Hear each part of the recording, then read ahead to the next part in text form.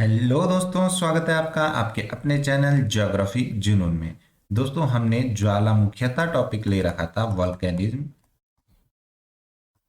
ज्वालामुखीता में हमने ज्वालामुखियों की उत्पत्ति के कारण पढ़ लिए थे, किन किन कारणों से ज्वालामुखी उत्पन्न होते हैं। ठीक है। इसके अलावा हमने पढ़ लिया था कि ज्वालामुखियों से कौन कौन से पदार्थ निकलते हैं, वॉल्केनिक मटेरियल्स कौन कौन से होते हैं। इसके अलावा हमने पढ़ा कि ज्वालामुखियों के प्रकार कितने होते हैं, केंद्रीय उद्गार वाले कौन से होते हैं, दरारी उद्गार वाले कौन से होते हैं, और वल्केनियन टाइप, हवाई टाइप, विसुवियस टाइप, इस्तांबुली टाइप और पीलियन टाइप, ये सब प्रकार हमने पढ़ लिए थे। इसके अलावा हमने वॉल्केनिक लैंडफॉर्म्स, स्थलाकृतियां, ज्वालामुखियों से निर्मित स्थलाकृतियों को पढ़ लिया था। ठीक है। तो ये हम टॉपिक कंप्लीट कर चुके हैं ज्वालामुखिता में। आज हमारा ज्वालामुखियों का भौगोलिक वितरण, ये टॉपिक हम लेने वाले हैं, ज्योग्राफिकल डिस्ट्रीब्यूशन ऑफ वॉल्केनोज, ज्वालामुखियों का भौगोलिक वितरण। ठीक है दोस्तों। तो इस टॉपिक पे आगे बढ़ने से पहले आप सभी से मैं रिक्वेस्ट करूंगा कि आप सब चैनल को सब्सक्राइब कर लीजिए और बेल आइकन को प्रेस कर लीजिए, क्योंकि मैं इस पे आपको कंप्लीट सिलेबस कराने वाला हूं जो आपके बहुत से एग्जाम्स में हेल्पफुल होने वाला है। क्योंकि देखिए, ज़्यादातर जो एग्जाम्स होते हैं उनमें ज्वालामुखी को सिर्फ एक एक वर्ड दे देते हैं, वॉल्केनिसिटी। ठीक है, वल्केनिसिटी। अब इसमें कुछ भी नहीं पता होता है कि वल्केनिसिटी में क्या क्या आ रहा है। इसमें मतलब सारा ज्वालामुखी कंप्लीट ही आता है, या वल्केनिक एक्टिविटी दे देंगे या वल्केनिज्म दे देंगे। ये कुछ एक दो वर्ड होता है, बस ये दे देते हैं। चाहे आप यूजीसी नेट में देख लीजिए, वहां भी ऐसा ही लिखा हुआ है। चाहे आप आरपीएससी फर्स्ट ग्रेड में देख लीजिए, वहां भी ऐसा लिखा है। डीएसएसबी के पीजीटी के सिलेबस में भी यही है, और ज्यादातर और जो एग्जाम्स है, चाहे आप असिस्टेंट प्रोफेसर का एग्जाम देखेंगे तो उनमें भी सब में यही लिखा हुआ होता। ठीक है दोस्तों। तो इसलिए हम कंप्लीट वॉल्केनो को कवर किए हुए हैं। हमने पीछे 4 वीडियोस जो डाले हैं उनमें भी मैंने आपको वॉल्केनो से रिलेटेड पढ़ाया और बड़ा डिटेल में पढ़ाया। देखिए, कई बार होता है कि लोग बहुत शॉर्ट में पढ़ लेना चाहते हैं, बट मैं डिटेल में इसलिए पढ़ाना चाहता हूँ क्योंकि मैं सोच के चलता हूँ कि जो भी देख रहा है वीडियो, उसको जीरो से स्टार्ट कर रहा है वो देखते हैं। क्योंकि ऐसे भी लोग होंगे जिन्होंने पहली बार वोल्केनो पढ़ा होगा, कई ऐसे होंगे जो 10 बार वोल्केनो पढ़ चुके होंगे। तो कोई भी पढ़े, उसको कंप्लीट बेस जो है वो तैयार हो, उसका कॉन्सेप्ट क्लियर हो, इसलिए मैं ऐसे डिटेल में आपको वीडियो में पढ़ा रहा हूँ। ठीक है दोस्तों, तो चलते हैं हमारे आज के टॉपिक पे, ज्वालामुखियों का भौगोलिक वितरण। देखिए, ज्वालामुखियों के भौगोलिक वितरण को पढ़ते टाइम हमें कुछ चीजें देख लेनी है। जैसे सबसे पहली बात, मैं आपको ज्वालामुखियों की उत्पत्ति के कारण जो हैं उनको रिमाइंड कराऊं कि ज्वालामुखियों की उत्पत्ति के लिए आदर्श स्थितियां क्या क्या हो सकती हैं, क्या क्या आइडियल स्टेट हो सकती हैं जहां पर ज्वालामुखियों की उत्पत्ति संभव हो। ठीक है। तो ज्वालामुखियों की उत्पत्ति की आदर्श स्थिति क्या हो सकती है, सबसे पहली बात आती है हमारी ये। ठीक है। अब इसमें आदर्श स्थिति जो ज्वालामुखियों की उत्पत्ति की हो सकती हैं, वो हमारी कौन कौन सी स्थिति हो सकती हैं, हमारी 3 स्थिति हो सकती है ज्वालामुखियों की उत्पत्ति की आदर्श। कि इन तीनों में से या तो कोई एक या तीनों या दो, कोई भी स्थिति होगी तो ज्वालामुखी विस्फोट हो सकता है। जैसे सबसे पहले हम लें कि ज्वालामुखियों की उत्पत्ति के लिए भूपटल जो है वो कमजोर होना चाहिए, धरातल कमजोर होना चाहिए। ठीक है। दूसरी स्थिति ये ले हम कि जो भूगर्भ जो है हमारा, उसमें जल रिसकर जाना चाहिए, यानी कि जल भूगर्भ में जाना चाहिए।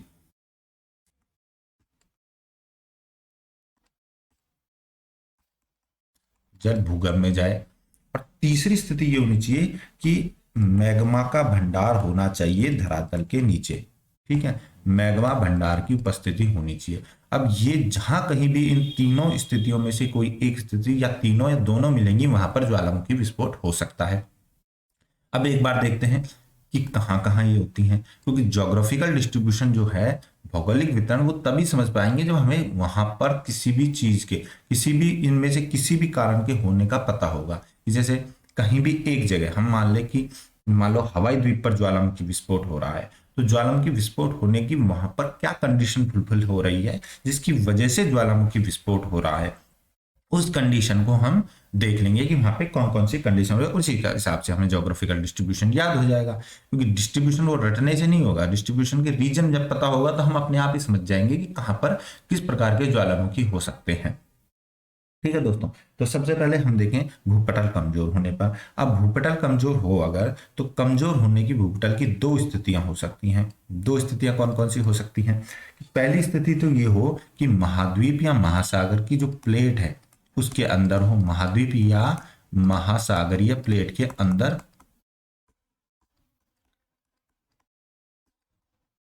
अब ये स्थिति कब हो सकती है महाद्वीप या महाद्वीप महासागरीय प्लेट के अंदर? जब मैंने आपको बताया था हॉट स्पॉट वॉल्केनिज्म हो। ठीक है, हॉट स्पॉट वॉल्केनिज्म होगा।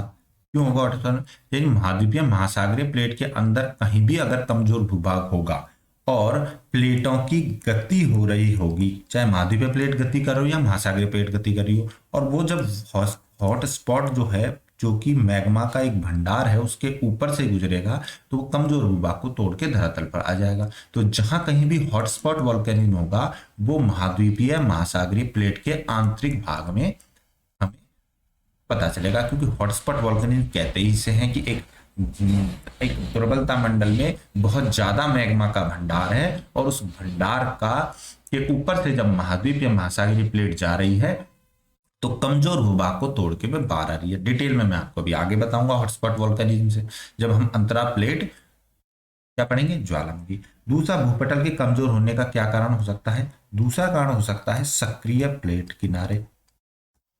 सक्रिय प्लेट किनारे हो सकती हैं। कैसे हो सकते हैं सक्रिय प्लेट किनारे? प्लेट लिख दें। देखिए, मैंने आपको कई बार ये बता भी दिया है, टेक्टोनिक प्लेट्स में भी मैंने आपको बताया कि सक्रिय प्लेट किनारे देखो किस किस स्थिति में हो सकते हैं। सक्रिय प्लेट किनारों की स्थिति हो सकती है नंबर वन। नंबर वन क्या हो सकती है कि अभिसारी प्लेट सीमा हो। अभिसारी जहां प्लेट सीमा होगी, ठीक है, अभिसारी प्लेट सीमा पर क्या होगा कि दो प्लेट जो हैं वो क्या कर रही हैं, पास पास आ रही हैं, और एक जो महाद्वीपीय प्लेट है उसके नीचे महासागरीय प्लेट, अधिक घनत्व वाली प्लेट का क्या हो रहा है, क्षेपण हो रहा है, और उस क्षेपण से क्या हो रहा है, वह नीचे जाकर के प्लेट जो है वो नीचे जाकर के क्या कर रही है, पिघल रही है, क्योंकि नीचे तापमान बहुत अधिक है ऊपर पट्टी के नीचे, और पिघल करके क्या कर रही है, मैग्मा चैम्बर का निर्माण कर रही है। ठीक है, तो एक तो स्थिति ये हो गई। दूसरा, अब देखिए मैग्मा भंडार भी बन रहा है यहाँ पे। दूसरा का क्या हो सकता है यहाँ पे कि इसकी वजह से क्या उत्पन्न हो रहा है, जब अभिसारी प्लेट सीमा हो रही है तो इसकी वजह से क्या हो रहा है, वलन उत्पन्न हो रहा है, और वलन उत्पन्न होने से क्या हो रहा है, धरातल कमजोर हो रहा है। कि भाई एक तो धरातल अपनी समस्थिति में बना हुआ है, दूसरा अगर उसमें वलन पड़ रहे हैं, वलन तो पड़ते ही है ना जब अभिसारी प्लेट सीमा होती है, तो जब वलन पड़ रहे हैं तो क्या बन रही है, या तो अपनति बन रही है या अभिनति बन रही है। तो अपनति और अभिनति बनने के दौरान क्या हो रहा है, धरातल कमजोर हो रहा है, और पहले और दूसरा मैग्मा का भंडार भी बन रहा है। तो एक धरातल कमजोर होने का भाग क्या हो सकता है, अभिसारी। तो जब भी अभिसारी प्लेट सीमा होगी तो धरातल कमजोर हो सकता है। ठीक है, तो इस धरातल कमजोर होने से ज्वालामुखी विस्फोट की आदर्श स्थिति बन सकती है। दूसरी स्थिति क्या हो सकती है, दूसरी हो सकती है कि अपसारी प्लेट सीमा हो। अपसारी प्लेट सीमा में क्या होगा, अपसारी प्लेट सीमा में दो प्लेट जो है वो एक दूसरे से दूर जा रही हैं। जब दूर जा रही हैं प्लेट, तो दूर जाने से क्या हो रहा है, उनके बीच में क्या बन रही है, एक दरार बन रही है, चटकन आ रही है, दरार बन रही है, या भ्रंशन हो रहा है। यानी कि मैं कहूं कि ये एक ब्लॉक अगर भ्रंशन हो जाता है, दूसरे ब्लॉक नीचे चला जाता है, तो क्या हो रहा है, यहाँ पे दरार भी बन गई है और कमजोर धरातल तो हो ही गया है। तो धरातल कमजोर होने से क्या होगा, मैग्मा का फ्लो ऊपर की तरफ होगा और लावा के रूप में बाहर निकलेगा। ठीक है, तो अब सारी प्लेट सीमा जो है उससे भी हो सकता है। और तीसरा हमने पढ़ा था कि रूपांतरण, रूपांतरण प्लेट सीमा, यानी कि ट्रांसफॉर्म फॉल्ट बनते हैं। यहाँ ट्रांसफॉर्म फॉल्ट कैसे होते हैं, ठीक है, ट्रांसफॉर्म फॉल्ट कैसे होता है, ट्रांसफॉर्म फॉल्ट में कोई भी ब्लॉक जो है वो क्या नहीं करता है कि ना तो ऊपर जाता है ना नीचे आता है, बस क्या होता है कि वो एक दूसरे के साथ क्षैतिज रूप से सरक जाता है। ये जैसे ऐसे सरक गया, ये सरक गया, मतलब एक दूसरे के साथ क्षैतिज रूप से सरक जाते हैं। तो सरकने से भी धरातल कमजोर हो जाएगा, और जब धरातल कमजोर हो जाएगा तो यहाँ पे भी ज्वालामुखी विस्फोट हो सकते हैं। ठीक है, तो भूपटल के कमजोर होने की दो स्थितियां हो सकती है, तो महाद्वीपीय महासागरीय प्लेट के अंदर हो सकती है, या सक्रिय प्लेट किनारों पर हो सकती है, एक्टिव प्लेट मार्जिन पर, या विद इन ओशियनिक और कॉन्टिनेंटल प्लेट। ठीक है, तो जो अगर ओशनिक और कॉन्टिनेंटल प्लेट के अंदर होगी तो हॉटस्पॉट वॉल्केनिज्म होगा। अगर सक्रिय प्लेट किनारों को देखें हम तो एक होता है कन्वर्जेंट प्लेट बाउंड्री, एक होती है डाइवर्जेंट प्लेट बाउंड्री और तीसरी ट्रांसफॉर्म।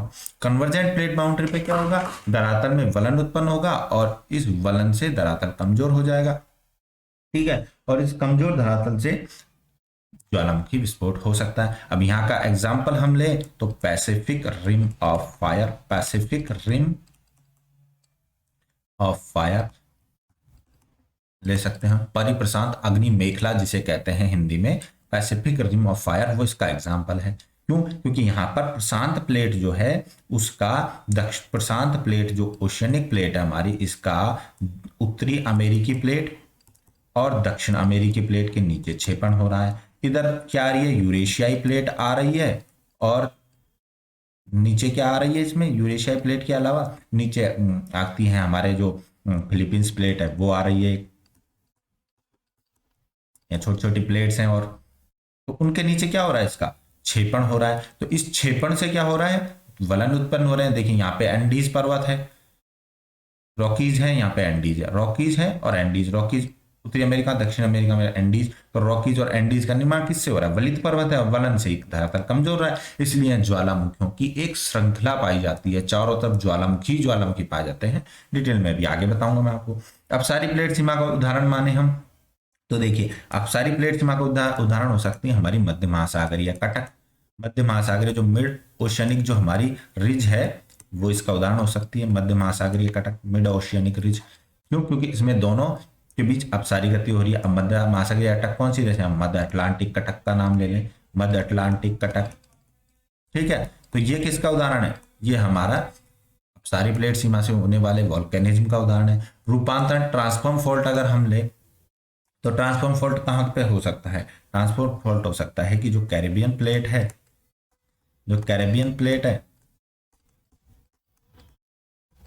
उसका उत्तरी अमेरिकी प्लेट के साथ जो हो रहा है वो भी ट्रांसफॉर्म फॉल्ट का उदाहरण है। इसके अलावा ट्रांसफॉर्म फॉल्ट का उदाहरण क्या है हमारा, सैन एंड्रियास भ्रंश जो है कैलिफोर्निया यूएसए में,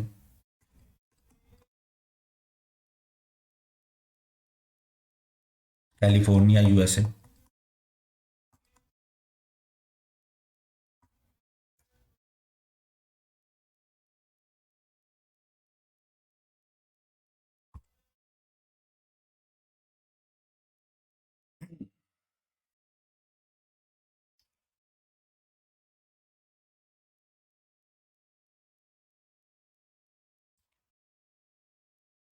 ठीक है, तो कैलिफोर्निया यूएसए में हमारा सेंट एंड्रियास भ्रंश हो गया।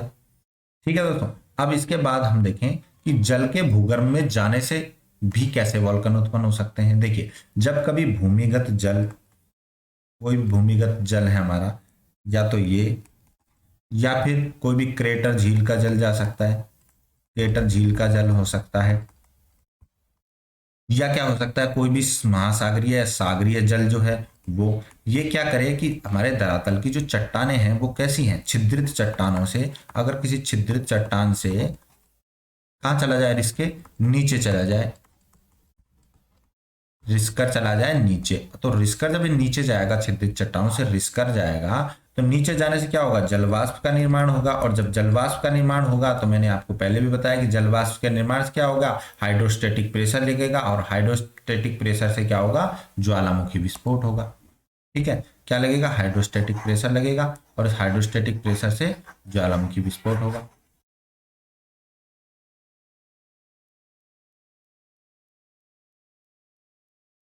ये जलवाष्प तो क्या है, जलवाष्प तो दबाव लगाएगा ना ऊपर, जलवाष्प का लगेगा दाब, और जलवाष्प दाब से क्या होगा, धरातल जहां कहीं भी कमजोर होगा वहां पे तोड़ के ज्वालामुखी विस्फोट बाहर हो जाएगा। तो ये भी कंडीशन हो सकती है जहां कहीं जल भूगर्भ में चला जाए। ठीक है, तो हमने जो गेसर पढ़े थे वो इसी का परिणाम थे, क्योंकि गेसर जो निकल रहे थे वो क्या से निकल रहे थे, जलवाष्प, और जल ही निकल रहा था उससे।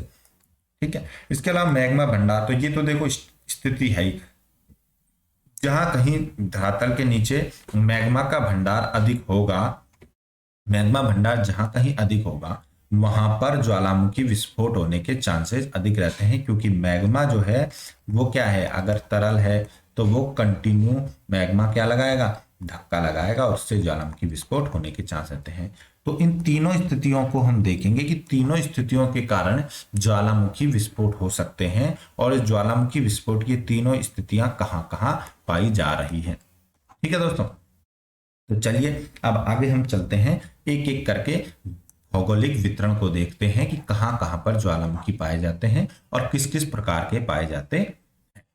चलिए तो सबसे पहले लेते हैं हमारी परिप्रशांत महासागरीय मेखला, द पैसिफिक रिम, जिसे हम प्रशांत महासागर की अग्नि वलय भी कहते हैं, पैसिफिक रिम ऑफ फायर भी कहते हैं। ऐसा क्यों कहते हैं?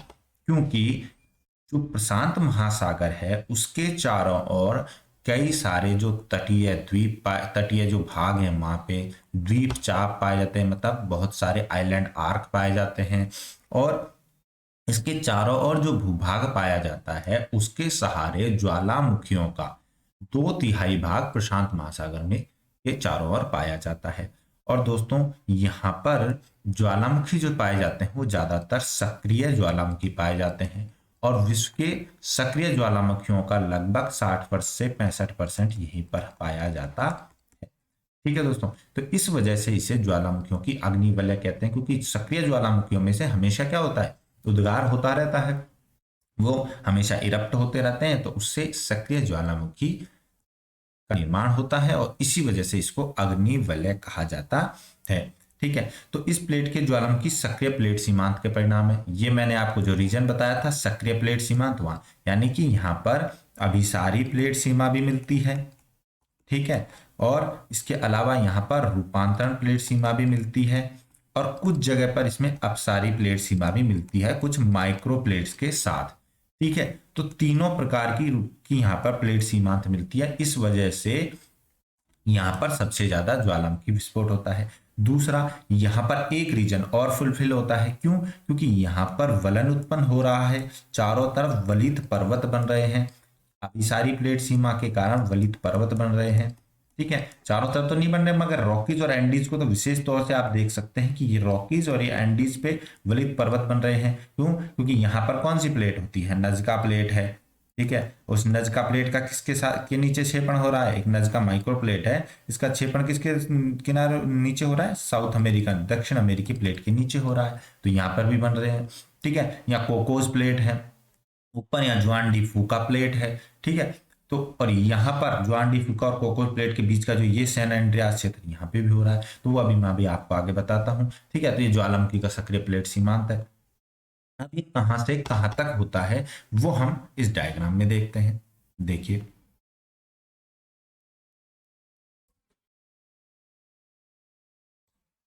ये आप देखिए इस डायग्राम में देखते हैं हम। ठीक है, तो इस डायग्राम में आप देखिए कि ये कहां से हो रहा है, ये अंटार्कटिका है, अंटार्कटिका के ये अंटार्कटिका है। ठीक है, अंटार्कटिका के यहाँ अरेबस पर्वत जो है, अरेबस पर्वत से स्टार्ट होता है। ठीक है, और यहाँ से स्टार्ट होते हुए ये देखिए ये सब पैसिफिक का ही पार्ट है, ये हो रहा है यहाँ से। अब हम देखें तो ये साउथ अमेरिका। ठीक है, तो ये कौन सी प्लेट है हमारी, नजका प्लेट। तो नजका प्लेट का किसके नीचे क्षेपण हो रहा है, साउथ अमेरिकन प्लेट, दक्षिण अमेरिकी प्लेट है यहाँ। तो दक्षिण अमेरिकी प्लेट के नीचे जब नजका प्लेट का क्षेपण हो रहा है तो इससे देखिए ये बन रहा है पेरू चिली ट्रेंच। क्या बन रहा है, पेरू चिली ट्रेंच। और ट्रेंच कहाँ बनते हैं, जब महासागरीय प्लेट महाद्वीपीय प्लेट के नीचे क्षेपण करती है तब क्या बनता है, ट्रेंच बनता है। इस ट्रेंच की वजह, ट्रेंच के साथ साथ आप देखेंगे कि ये पूरी जो अभिसारी प्लेट सीमा है जहां पर ये कर्सर चल रहा है मेरा, इस अभिसारी प्लेट सीमा के साथ ज्वालामुखी, ये ज्वालामुखियों की पूरी एक श्रृंखला पाई जाती है। तो ये कहाँ से स्टार्ट हुई, अरेबस पर्वत से स्टार्ट हुई और इसने यहाँ पर दक्षिण अमेरिका के पश्चिमी किनारे को लिया। पश्चिमी किनारे के साथ साथ जब ये आगे बढ़ती है तो कहाँ पहुंच गई है, अब मध्य अमेरिका में आ गई है। रॉकीज को, एंडीज को ले लिया, मध्य अमेरिका में आ गई और फिर यहाँ से रॉकीज, ये पूरा रॉकीज पर्वत आ गया है। ठीक है, इसमें एक माइक्रो प्लेट होती है जुआन डी फूका प्लेट। इस जुआन डी फूका प्लेट जो है उसका की अभिसारी गति किसके साथ हो रही होती है, उत्तरी अमेरिकी प्लेट के साथ। ठीक है, और यहाँ पर रूपांतरण भ्रंश बनता है किसके साथ, यहाँ पे बनता है रूपांतरण भ्रंश जब पैसिफिक प्लेट जो है वो नॉर्थ अमेरिकन प्लेट के साथ, पैसिफिक एंड नॉर्थ अमेरिकन जो प्लेट है इनके बीच रूपांतर प्लेट सीमा बनती है, सैन एंड्रियास भ्रंश बनता है। ठीक है, इसके बाद ये चलेगी तो इसके बाद आगे हैं हमारे उत्तर में हम जब जाते हैं तो उत्तर में देखिए ये एलुशियन आइलैंड आ गए हैं। एलुशियन आइलैंड, एलुशियन आइलैंड जो है इस एलुशियन आइलैंड के साथ साथ गति करती है और एलुशियन आइलैंड के साथ साथ गति करती हुई ये कामचटका प्रायद्वीप पर आ जाती है और यहीं पर आप देखेंगे कि क्यूराइल ट्रेंच बन रहा है, एलुशियन ट्रेंच बन रहा है। क्यों बन रहा है? क्योंकि यहाँ पर जो साउथ अमेरिकन जो हमारी पैसिफिक प्लेट है उसका क्या हो रहा है, क्षेपण हो रहा है, नॉर्थ अमेरिकन प्लेट के नीचे क्षेपण हो रहा है। इधर फिर हमारी यूरेशियन प्लेट आ गई है, यूरेशियन प्लेट के नीचे इसका क्षेपण हो रहा है। तो ये जापान का फॉर्म आ रहा है, जापान ट्रेंच, यहाँ पे जापान के ज्वालामुखी है। ठीक है, इसके साथ ये फिलीपींस प्लेट है जो कि एक क्या है, ओशियनिक प्लेट है, और पैसिफिक प्लेट भी क्या है, एक ओशियनिक प्लेट है। अभी तक तो क्या थी, ये सब क्या थी, महासागर महाद्वीपीय प्लेट थी, कॉन्टिनेंटल प्लेट थी। बट फिलीपाइंस प्लेट क्या है, एक ओशियनिक प्लेट है, और पैसिफिक प्लेट भी क्या है, एक ओशियनिक प्लेट है। यहाँ पर पैसिफिक प्लेट का फिलीपींस प्लेट के नीचे क्षेपण हो रहा है। तो कहीं भी ओशियनिक ओशियनिक कन्वर्जेंट बाउंड्री की अगर हम बात करेंगे तो वह कहाँ मिलेगा, मारियाना ट्रेंच के पास, जहां फिलीपींस प्लेट जो है वो किसके, फिलीपींस प्लेट के नीचे कौन, पैसिफिक प्लेट का क्षेपण हो रहा है। ठीक है, तो ये फिलीपींस प्लेट हो गई और ये हो गई हमारी पैसिफिक प्लेट। इससे नीचे अगर हम आएंगे तो ये इसको कवर करते हुए कहाँ जाएंगे, इसको कवर करते हुए हम आएंगे तो ये नीचे हमारे यहाँ एक कैरोलिन प्लेट है, फिलीपींस प्लेट के नीचे यहाँ पे क्या है, एक कैरोलिन एक माइक्रोप्लेट है। उस कैरोलिन माइक्रोप्लेट के नीचे भी इसका क्षेपण हो रहा है, जिससे कैरोलिन माइक्रोप्लेट से नीचे ये कहाँ आ जाएगी, फिलीपींस द्वीप समूह हो गए, कैरोलिन माइक्रोप्लेट है, यहाँ न्यूजीलैंड आ गया। ठीक है, क्या आ गया, न्यूजीलैंड आ गया। तो ये न्यूजीलैंड के पास आकर के समाप्त हो जाएगी। और यहाँ पे देखिए छोटे छोटे आप द्वीप समूह मिलेंगे आपको।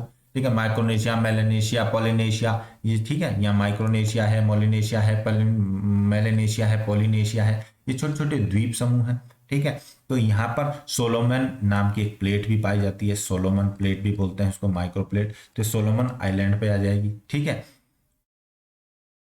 ठीक है दोस्तों, तो ये चारों ओर प्रशांत महासागर के चारों ओर जिस तरीके से प्लेट्स की के नीचे क्षेपण हो रहा है पैसिफिक प्लेट का, उससे काफी सारे ज्वालामुखियों का निर्माण हो रहा है। ठीक है, अब इसमें हम ज्वालामुखी पढ़ें तो कौन कौन से ज्वालामुखी देखिए हमें यहाँ पे देखने को मिलते हैं। सबसे ज्यादा ज्वालामुखी हमें कहाँ कहाँ देखने को मिलते हैं, तो हम सबसे पहले बात करें कि दक्षिण अमेरिका में हमें कौन कौन से ज्वालामुखी मिलते हैं। तो देखिए दक्षिण अमेरिका में हमें एक तो मिलता है चिम्बोराजो। ठीक है, चिम्बोराजो माउंटेन, चिम्बोराजे हमें इक्वाडोर जो है यहाँ पे चिम्बाराजो करके एक, चिम्बाराजो, चिम्बाराजो क्या है, एक वोल्केनो है। ठीक है, एक चिम्बाराजो वोल्केनो मिलता है। इसके अलावा यहाँ देखिए माउंट कोटापैक्सी है, इक्वेडोर में ही क्या है, कोटापैक्सी, कोटापैक्सी भी मिलता है हमें यहाँ पे। ये कुछ ज्वालामुखी मिलते हैं, फेमस फेमस ज्वालामुखी मैं बता देता हूँ। इससे उत्तर में हम जाएंगे तो यहाँ पे देखिए ये मिल रहा है हमें रेनियर, यहीं पे मिलते हैं शास्ता, शास्ता है, रेनियर है, हुड है, ये किसके हैं, ये सब यूएसए के ज्वालामुखी हैं। शास्ता, रेनियर, हुड यूएसए के ज्वालामुखी मिलेंगे हमें। ठीक है, उत्तर में जाएंगे हमें तो ये एलुशियन ट्रेंच है, यहाँ पे एलुशियन आइलैंड मिलते हैं पूरे, एलुशियन आइलैंड, ये एलुशियन आइलैंड जो है वो इसी का परिणाम है। ये एलुशियन द्वीप पूरे, ये देखिए द्वीप श्रृंखला बनी हुई है एलुशियन की, ये इसी का है। ठीक है, यहीं पे एलुशियन आइलैंड से आगे जाएंगे हम तो यहाँ पे देखिए कौन से, क्यूराइल द्वीप के जो ज्वालामुखी हैं वो मिलेंगे। जापान का माउंट फ्यूजी मिलेगा हमें यहाँ पर, जापान का माउंट फ्यूजी हमें मिलेगा। इसके अलावा जब हम नीचे फिलीपींस में देखें तो फिलीपींस में कौन कौन से मिलेगा हमें, जैसे माउंट ताल मिलेगा, माउंट ताल मिलेगा। इसके अलावा क्या मिल सकता है यहाँ पे, मेयान मिलेगा, माउंट मेयान, पिनाटुबो मिलेगा। ये सब किसके हैं, फिलीपींस के ज्वालामुखी है, माउंट ताल, मेयान, पिनाटुबो, ये फिलीपींस के ज्वालामुखी मिलेंगे हमें। ये देखिए ये पूरा फिलीपींस के ज्वालामुखी मिल रहे हैं। ठीक है दोस्तों। तो नीचे आने पर हमें यहाँ पर कुछ न्यूजीलैंड में के ज्वालामुखी मिलेंगे, हमें न्यूजीलैंड में भी कुछ ज्वालामुखी हैं। तो ये सब ज्वालामुखी जो है वो परिप्रशांत मेखला का पार्ट है। ठीक है, परिप्रशांत मेखला का पार्ट है। तो ये हो गई हमारी परिप्रशांत मेखला। अब परिप्रशांत मेखला के बाद दूसरे हम देखते हैं कि कहाँ कहाँ और हमें ज्वालामुखी मिलते हैं। तो इसमें हमारी दूसरी पेटी आती है मध्य महाद्वीपीय मेखला, मिड कॉन्टिनेंटल रिंग। कि मध्य महाद्वीपीय मेखला से मतलब क्या है?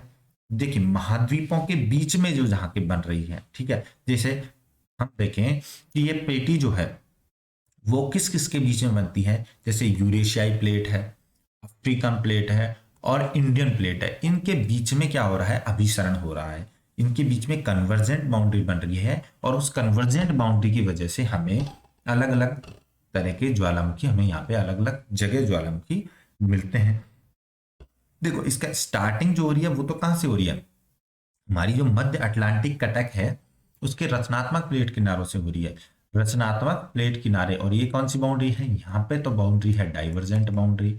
और यहां से ये चालू होकर के, यहां से प्रारंभ होके और ये कहाँ पहुंच रही है? यूरेशियाई, अफ्रीकन और इंडियन प्लेट के अभिसरण क्षेत्र में। ठीक है। अब इसमें देखिए कहाँ कौन कौन से ज्वालामुखी होंगे। आइसलैंड का हेल्का पर्वत, आप जब डालेंगे गूगल अर्थ पर हेल्का पर्वत तो आपको दिखाई देगा आइसलैंड में। हेल्का पर्वत से प्रारंभ होके ये कहाँ पहुंचेगी? स्कॉटलैंड। स्कॉटलैंड पहुंच करके वहां से होते हुए कनारी द्वीप पहुंचेगी। कनारी द्वीप पर जाकर के ये दो शाखाओं में बट जाएगी। अब आप यहाँ देखिए इसको, ठीक है। ये देखिए, ये आइसलैंड का हेल्का पर्वत है और ये क्या है? हमारी मध्य अटलांटिक कटक है। ठीक है, तो मध्य अटलांटिक कटक के सहारे स्टार्ट हो रही है। तो आइसलैंड के हेल्का पर्वत से कहां पहुंची है? स्कॉटलैंड होते हुए, यहां से होते हुए ये पहुंच रही है कनारी द्वीप तक। कनारी द्वीप से ये जा रही है दो भागों में बट। एक कहां जा रही है? एक तो देखिए ये अफ्रीका के पूर्वी भाग में पहुंच रही है। ठीक है, एक तो जो इसकी पेटी की जो श्रृंखला है ये कहाँ पहुंच रही है? अफ्रीका के पूर्वी भाग में पहुंच रही है।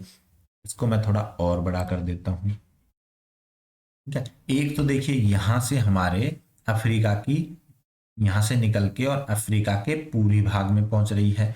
और एक जो है वो स्पेन, ठीक है, स्पेन पहुंचेगी। स्पेन से होते हुए ये क्या ले लेगी? भूमध्य सागर के द्वीप ले लेगी, इटली को ले लेगी, है ना। तो इटली से होते हुए, स्पेन से इटली, इटली से पहुंचेगी काकेशिया, काकेशिया के बाद ये कैस्पियन सागर के साथ आर्मेनिया। ठीक है, आर्मेनिया को लेते हुए कहाँ पहुंचेगी? ईरान में पहुंचेगी। और ईरान से लेते हुए ये हमारे कहाँ आ जाएगी? ईरान के ज्वालामुखियों को लेते हुए महाद्वीप हमारे हिमालय के उत्तरी भाग में पहुंच जाएगी।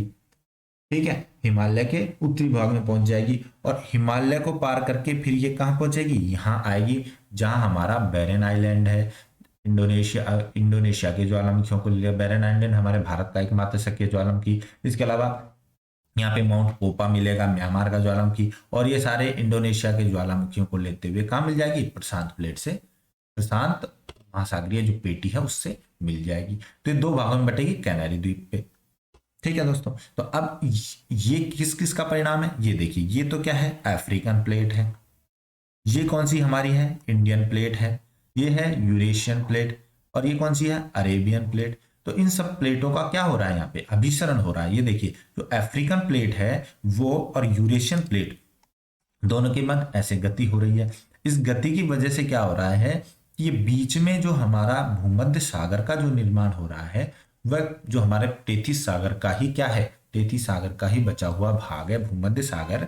इसमें क्या हो रहा है कि जगह जगह पर ये भूमध्य सागर के बीच का जो भाग है ये क्या जा रहा है? टूट जा रहा है। ये टूट जा रहा है।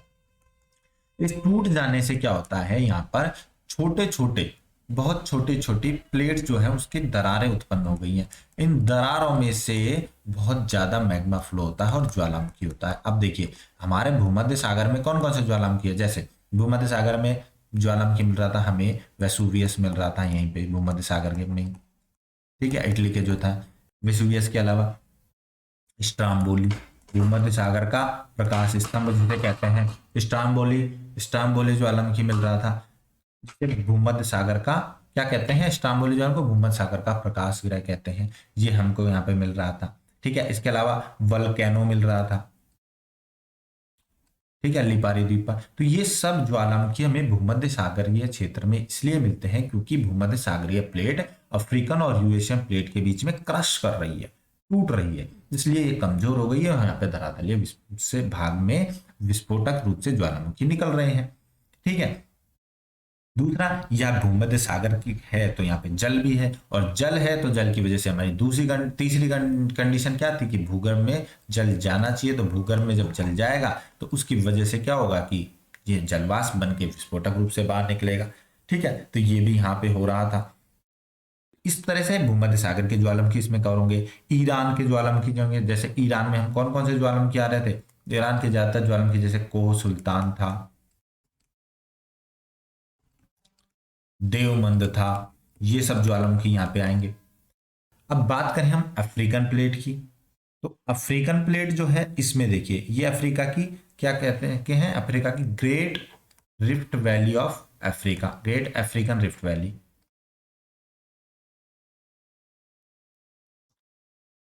तो ग्रेट अफ्रीकन जो रिफ्ट वैली है इसके अंदर भी, ग्रेट अफ्रीकन जो रिफ्ट वैली है इसके अंदर भी बहुत से ज्वालामुखी मिलेंगे। कौन कौन से ज्वालामुखी मिलते हैं यहाँ पे, जैसे किलिमंजारो, किलिमंजारो मिल जाएगा यहाँ पे ज्वालामुखी। किलिमंजारो के अलावा कौन से ज्वालामुखी मिलते हैं यहाँ पे, माउंट केन्या मिल जाएगा, माउंट केन्या। ठीक है, किलिमंजारो, माउंट केनिया, और इसके अलावा यहाँ पे मिल जाएगा हमें कैमरून पर्वत, कैमरून पर्वत।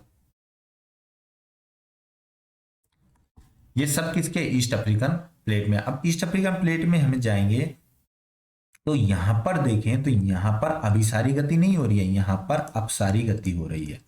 ठीक है, ये जो मध्य महाद्वीपीय प्लेट थी इसमें तो अभिसरण हुआ था, अफ्रीका, यूरेशिया, इंडियन, अरेबियन प्लेटों का अभिसरण था। यहां पर देखिए, यहां पर एक प्लेट होती है जिसे कहते हैं सोमाली प्लेट। यहां पर कौन सी प्लेट है, सोमाली, सोमाली प्लेट है यहां पर। ठीक है, और जो इस तरफ जो प्लेट है, इस तरफ जो प्लेट है, ये प्लेट कौन सी है, ये प्लेट है हमारी नूबियन प्लेट। ठीक है, ये नूबियन प्लेट है, और ये कौन सी है, सोमाली प्लेट। तो सोमाली और नूबियन प्लेट के मध्य अपसरण के कारण इस प्रकार के ज्वालामुखी बन रहे हैं। तो ये अफ्रीकन प्लेट में हो गए हमारे, जो हमारी ग्रेट अफ्रीकन रिफ्ट वैली थी, और इस तरफ जो ज्वालामुखी बन गए हैं वो सारे ज्वालामुखी, जो एक पेटी ये बनी है मध्य महाद्वीपीय पेटी, इस पेटी का कारण क्या है, इस पेटी का निर्माण का कारण है अभिसारी गति। ठीक है दोस्तों, ये हमारे यहाँ पे ज्वालामुखी मिलेंगे। जैसे हमारे अंडमान में भी मिलेगा हमारा माउंट क्या, बैरन, बैरन ज्वालामुखी मिलेगा, जो सबसे सक्रिय ज्वालामुखी है, हमें एकमात्र सक्रिय ज्वालामुखी है भारत का। इसके अलावा माउंट पोपा मिल जाएगा आपको म्यांमार का, है ना। इसके अलावा आर्मेनिया में भी कुछ ज्वालामुखी मिलेंगे, यहाँ पे आपको अरारात, माउंट अरारात मिलेगा।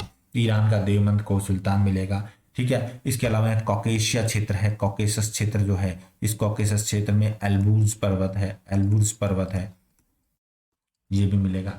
अब यहाँ पे आपको एक कॉन्सेप्ट और मैं बताता हूँ कि देखिए ये हमारी इंडियन प्लेट है, कौन सी प्लेट है, इंडियन प्लेट, और ये यूरेशियन प्लेट है। इंडियन और यूरेशियन प्लेट की जब टक्कर हो रही है तो यहां पर ज्वालामुखी हमें नहीं मिलते हैं, यहां पर ज्वालामुखी नहीं मिलते हैं। क्यों, क्योंकि देखिए ज्वालामुखियों के निर्माण के लिए एक तो कंडीशन क्या होनी चाहिए कि किसी भी प्लेट का नीचे क्षेपण होना चाहिए अभिसरण क्षेत्र में। ठीक है, अभिसरण क्षेत्र में क्षेपण होना चाहिए, मगर इंडियन प्लेट का यूरेशियन प्लेट के नीचे क्षेपण नहीं हो रहा है। ठीक है, अब कुछ लोग इसमें ये भी मानते हैं कि क्षेपण तो हो रहा है। देखिए, एक तो ये एक धारणा तो है कि क्षेपण नहीं हो रहा है, दूसरी धारणा ये है कि क्षेपण तो हो रहा है मगर इतना ज्यादा नीचे नहीं है, इतना गहरा नहीं है कि क्या हो कि वह नीचे जाके प्लेट पिघल जाए और मैग्मा का निर्माण हो। यानी हम कहें कि बहुत कम क्षेपण हो रहा है, गहराई में नहीं जा रहा है कि इतना अधिक तापमान हो जाए कि इंडियन प्लेट पिघल के और यहाँ पे ज्वालामुखी विस्फोट हो। इसलिए जो हमारी जो भारतीय प्लेट और यूरेशियन प्लेट का क्षेपण क्षेत्र है, ये हमारी जो इंडियन प्लेट है और इधर से जो यूरेशियन प्लेट आ रही है, इसके बीच का जो क्षेत्र है इसमें, यानी कि हमारे हिमालय क्षेत्र में ज्वालामुखी नहीं पाए जाते हैं। मगर ज्वालामुखी नहीं पाए जाते हैं। मगर यहाँ पर क्योंकि क्षेपण थोड़ा बहुत हो रहा है, दूसरा अभी सारी गति भी हो रही है, तो अब इस वजह से क्या मिलते हैं, अर्थक्वेक यहाँ पर आते हैं, जो कि इनके बीच में आपसी रगड़ का परिणाम है। आपसी घर्षण की वजह से यहाँ पर भूकंप तो आते हैं मगर ज्वालामुखी हमारे इंडियन प्लेट में नहीं मिलते हैं। ठीक है, तो इंडियन प्लेट में कहीं भी ज्वालामुखी नहीं मिलेंगे। क्या मिलेंगे, यहाँ पर अभिसरण हो रहा है, इस वजह से अर्थक्वेक तो मिल जाएंगे मगर कहीं भी ज्वालामुखी नहीं मिलते हैं इंडियन प्लेट यानी हिमालय क्षेत्र में। ठीक है दोस्तों, अब इसके बाद हम बात करते हैं कि और कहाँ में ज्वालामुखी नहीं देखने को मिलते हैं। देखिए ऑस्ट्रेलिया जो है, ऑस्ट्रेलिया, इस ऑस्ट्रेलिया में भी कहीं पर ज्वालामुखी, एक भी ज्वालामुखी नहीं मिलता है ऑस्ट्रेलिया में भी। ठीक है, तो ये याद रखना कि ऑस्ट्रेलिया में कोई भी ज्वालामुखी नहीं है। अब तीसरी हमारी इसके बाद पेटी आती है, वो आती है मध्य अटलांटिक कटक। पूरी ही ओशियनिक रिज को लेंगे इसमें, मध्य अटलांटिक कटक के साथ साथ और भी ओशियनिक रिज जो है उसको लेंगे। देखिए ये कहाँ है, देखिए उत्तरी अमेरिका, ये नॉर्थ अमेरिकन प्लेट है, ये साउथ अमेरिकन प्लेट है, ये यूरेशियन प्लेट है और ये अफ्रीकन प्लेट है। और इन सब के बीच कौन सी गति हो रही है, अपसरण की गति हो रही है। ठीक है, और अपसरण की गति के कारण यहाँ पर कंटिन्यू भ्रंशन हो रहा है और भ्रंशन से ज्वालामुखियों का निर्माण हो रहा है। इसमें क्या हो रहा है, दरारी उद्गार वाले ज्वालामुखी बन रहे हैं, इसमें से कंटिन्यू लावा निकलता रहता है और ये लावा निकल करके और क्या होता है, बगल में एक प्लेट के रूप में ऐसे ऐसे जो है एक पूरी सरंग जम जाता है, भूपर पट्टी का निर्माण करता है। फिर जब नया ज्वालामुखी यहाँ पे विस्फोट, नया जब लावा निकल के आता है तो इस नए लावा से पुरानी जो क्रस्ट है वो दूर सरक जाएगी और सागर नितर का प्रश्न होता रहता है। यानी कि जो नया लावा है वो कहाँ मिलेगा, हमें कटक के सारे नया लावा मिलेगा और दूर जाने पर हमें पुराना लावा मिलेगा और इसी से सागर नितर प्रश्न होता है। हैरी हैस ने जिसे सिद्धांत दिया था वो इसी का आधार था। और यही हमने पैलियोमैग्नेटिज्म को भी पढ़ा था कि इसी वजह से पैलियोमैग्नेटिज्म जो है वो भी देखने को मिलता है हमें पुरानी चट्टानों में। ठीक है, और रिवर्सल ऑफ मैग्नेटिज्म जो होता है उसमें भी हमें ये सब एग्जाम्पल देखने को मिलता है, रिवर्सल ऑफ मैग्नेटिज्म में। ठीक है दोस्तों, अब यहाँ पे कौन कौन से ज्वालामुखी है, जैसे आइसलैंड से ये स्टार्ट हो तो आइसलैंड का लाकी, हेक्ला और हेल्गाफर, ये तीनों उद्गार आइसलैंड के। इसके अलावा अजोर्स द्वीप है हमारा, ठीक है, और सेंट हेलेना है, ये है हमारा दक्षिण अटलांटिक में सेंट हेलेना, और अजोर्स है जो है उत्तरी अटलांटिक में। ठीक है, उत्तरी अटलांटिक में है अजोर्स द्वीप। सेंट हेलेना है दक्षिण अटलांटिक में। इसके अलावा लेसर एंटिलीज दक्षिण अटलांटिक में, हमें लेसर एंटिलीज कहाँ मिलेंगे, यहाँ पे लेसर एंटिलीज देखिए यहाँ पे देखिए, ये कैरिबियन प्लेट है और इस कैरिबियन प्लेट के साथ जब यहाँ पे देखने को मिलेगा हमें लेसर एंटिलीज, ये भी सब ज्वालामुखी जो है वो मध्य अटलांटिक कटक का ही भाग है। इसके अलावा यहाँ पे हमें सेंट हेलेना देखने को मिलता है, सेंट हेलेना। ठीक है, तो ये हमारे अजोर्स द्वीप है यहाँ पे, तो अजोर्स द्वीप है हमारा, यहाँ पे अजोर्स द्वीप पे यहाँ मिलेगा सेंट हेलेना, यहाँ मिलेगा, यहाँ पे हमें लेसर एंटिलीज के ज्वालामुखी मिल जाएंगे जो कैरिबियन प्लेट और ये हमारी नॉर्थ अमेरिकन प्लेट है। ठीक है, इसके साथ और ये क्या हो रहा है, और कौन से ज्वालामुखी हमें यहाँ मिलेंगे। इसके अलावा अगर हम और मध्य महासागरीय कटक की बात करें तो मध्य महासागरीय जो हमारी कटक जो बनी हुई है उसमें हम मध्य हिंद महासागरीय कटक को भी ले सकते हैं। जिसको ले सकते हैं, मध्य हिंद महासागरीय कटक को भी हम इसमें इंक्लूड कर सकते हैं। अब मध्य हिंद महासागरीय कटक में हमें क्या क्या मिलने देखने को मिलता है, यहाँ देखिए यहाँ पे कुछ ज्वालामुखी बन रहे हैं, जैसे यहाँ कोमोरोस है, ठीक है, रियूनियन है, मॉरिशस है, तो यहाँ पे भी हमें कुछ ज्वालामुखी जो है मिलते हैं देखने को। ठीक है, कोमोरोस, रियूनियन, मॉरिशस, ये सब हमारे मध्य हिंद महासागरीय कटक के भाग हैं। ठीक है दोस्तों, आइसलैंड ये रहा, ये आइसलैंड पे लॉकी और हेल्गाफर और हेक्ला ये ज्वालामुखी मिलेंगे। नीचे आते हैं हम अंटार्कटिका में, तो यहाँ पे देखिए अंटार्कटिका क्षेत्र में देखें तो यहाँ पे भी हमको रॉस सागर में दो ज्वालामुखी देखने को मिलते हैं, वो है Bush and terror. Bush and terror दो ज्वालामुखी हमें यहाँ पे रॉस सागर में देखने को मिलते हैं। ठीक है, तो ये मध्य अटलांटिक कटक और मध्य महासागरीय कटक जिसे कहते हैं, जिसमें हिंद महासागर को भी ले लें हम और यहाँ अंटार्कटिका में भी ले लें हम। ठीक है, तो ये कंप्लीट हो गया हमारा कि ओशंस के बीच में कहाँ कहाँ पर ज्वालामुखी ऐसे निर्मित हो रहे हैं। अब नेक्स्ट आते हैं हमारे नेक्स्ट है अंतरा प्लेट ज्वालामुखी, यानी कि महाद्वीपीय या महासागरीय प्लेट के अंदर, महाद्वीपीय या महासागरीय प्लेट के अंदर ज्वालामुखी किस प्रकार से हो सकते हैं। तो इसके लिए मैंने आपको हॉटस्पॉट वोल्केनिज्म, हॉटस्पॉट हाइपोथेसिस को पहले बताया था कि इसको एक बार फिर समझ लीजिए कि कैसे अंतरा प्लेट ज्वालामुखी बनते हैं। देखिए, ये मैग्मा जो है उसका क्या बन रहा है, चैम्बर बन रहा है दुर्बलता मंडल में। ठीक है, मैग्मा चैम्बर दुर्बलता मंडल में बन रहा है और ये कोई ओशियनिक हम प्लेट माने। ठीक है, ये हमारी एक ओशियनिक प्लेट है। ये ओशियनिक प्लेट जो है वो कंटिन्यू क्या कर रही है, गति कर रही है। किस दिशा में, इस दिशा में गति कर रही है। और नीचे हॉटस्पॉट जो है वो बन रहा है दुर्बलता मंडल में, या कहें हम मेंटल में, क्या बन रहा है, चैम्बर। तो इसे क्या कहेंगे, हॉट स्पॉट कहेंगे। हॉटस्पॉट क्यों कहेंगे, क्योंकि यहाँ पर बहुत अधिक तप्त क्या है, मैग्मा का भंडार है। ठीक है, जब ये प्लेट इस मैग्मा भंडार के ऊपर से गुजर रही है, ठीक है, तो इसकी वजह से क्या होगा कि मेंटल में जो बना हुआ ये जो मैग्मा है वह अपने लिए कोई रास्ता खोज रहा है। और मान लो उसको यहां कहीं पर भ्रंश या दरार मिल जाती है। ठीक है, भ्रंश मिल जाए या कोई दरार मिल जाती है तो ये क्या करेगा, विस्फोट के रूप में ज्वालामुखी पे निकलेगा। ठीक है, अब ये विस्फोट के रूप में भी निकल सकता है अगर ओशियनिक क्रस्ट है, या फिर ये क्या हो सकता है, दरारी उद्गार में निकल सकता है। ठीक है, तो जो महाद्वीपों के आंतरिक भागों में जो मिलते हैं वो तो ज्यादातर दरारी उद्गार वाले मिलते हैं। महासागरीय क्षेत्र में क्या है, विस्फोटक भी हो सकते हैं और साथ में ये क्या हो सकते हैं कि एक आइलैंड के रूप में आर्क भी बनाते हैं। कैसे बनेगा, देखिए, अब जब ये ज्वालामुखी विस्फोट हुआ तो यहाँ पे जब तक ये प्लेट का ये भाग, देखिए प्लेट कोई तेजी से तो गति कर नहीं रही है कि कुछ मिनट में यहां से चली जाएगी, ये कई सौ वर्ष कई हजार वर्ष तक इस भाग से गुजरेगी। तो यहाँ पर धीरे धीरे धीरे धीरे ये वॉल्केनिक गतिविधि क्या करा देगी, एक वॉल्केनिक आइलैंड बना देगी, ये वॉल्केनिक आइलैंड। जब यहां से इसका संपर्क खत्म हो जाएगा, यानी ये प्लेट यहां से आगे चली गई है, तो इसके जाने के बाद इसका संपर्क इस आइलैंड से, इस आइलैंड का मैग्मा चैम्बर हॉटस्पॉट से संपर्क कट जाएगा। बस कट जाने की वजह से यहाँ पे ज्वालामुखी गतिविधि बंद हो जाएगी। फिर जब दूसरा कोई कमजोर भाग इसके ऊपर आएगा तब फिर वॉल्केनो बनेगा और फिर वॉल्केनिक आइलैंड बनेगा। हम ओशियनिक क्रस्ट की बात कर रहे हैं। अब देखिए, ये जो सी माउंट बने हैं ये हॉटस्पॉट वॉल्केनिज्म का ही परिणाम है। अब ये पहले बने, यहाँ ये भाग जो था, ये भाग ये कभी यहाँ रहा होगा, इस वजह से ये सी माउंट बने।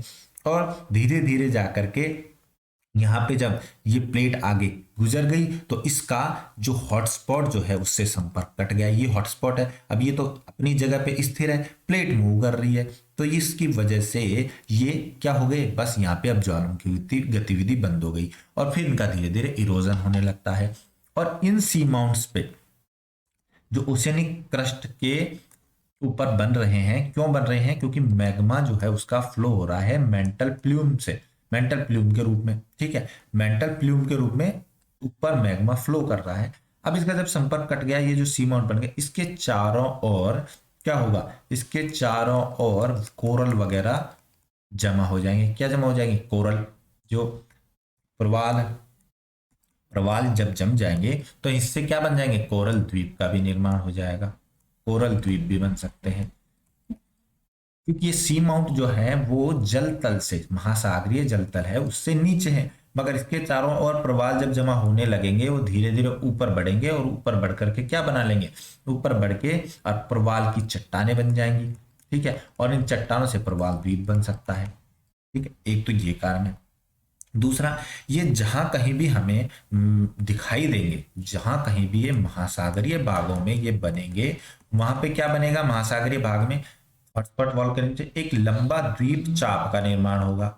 द्वीप चाप, क्योंकि वॉल्केनिक गतिविधि कंटिन्यू रहेगी, द्वीप यानी कि ये पूरी श्रृंखला में पाए जाएंगे, पूरी श्रृंखला में पाए जाएंगे। और इसका बेस्ट एग्जांपल क्या ले सकते हैं, इसका बेस्ट एग्जांपल श्रृंखला में पाए जाने का, ये देखिए हवाईयन आर्कीपेलागो, हवाई द्वीप पे जो ज्वालामुखी बने हैं वो हॉटस्पॉट वॉल्केनिज्म का ही परिणाम है। और प्रशांत महासागरीय प्लेट जो है उसमें के अंदर ये सारे के सारे ज्वालामुखी बने हैं। देखिए अभी कंटिन्यू आइलैंड आर्क बता रहा है, ये जो पहला आइलैंड है ये कभी यहाँ रहा होगा, फिर ये दूसरा रहा होगा, फिर ये तीसरा, ये चौथा, पांचवा, ये ऐसे, और ये हवाई ज्वालामुखी है। ठीक है, तो इसके हवाई आइलैंडियन जो आर्क है ये पूरा का पूरा इस वजह से आर्किपेलागो बना है क्योंकि यहाँ पर हॉटस्पॉट वोल्केनिज्म है with in Pacific plate. Pacific plate के अंदर हॉटस्पॉट वोल्केनिज्म के कारण हवाईयन आर्किपेलागो बना है। इसका आज ये ऐसे दिखाई देते हैं, देखिए निहौआ, कौल, कौई है, ये औ है, मुलकई है, लनाई है, ये सब क्या बने, ये सब जहां पर मैग्मा फ्लो ज्यादा देर तक हुआ वहां पर बड़ा बन गया, जहां नहीं हुआ वहां छोटा बन गया, मगर सारों तरफ ये देखिए पूरा आइलैंड आर्क जो बना है ये हॉटस्पॉट वॉल्केनिज्म का ही परिणाम है।